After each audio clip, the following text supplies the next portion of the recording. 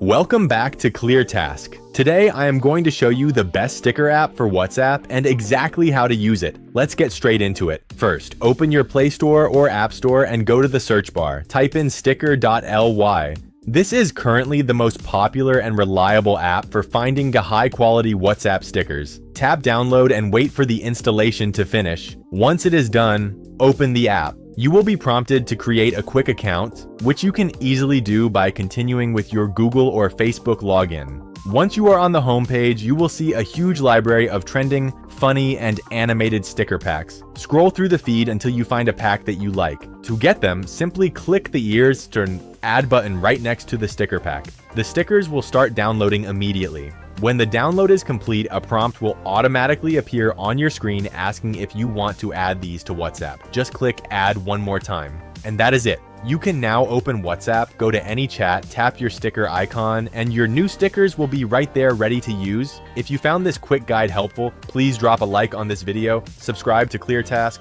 Thanks for watching.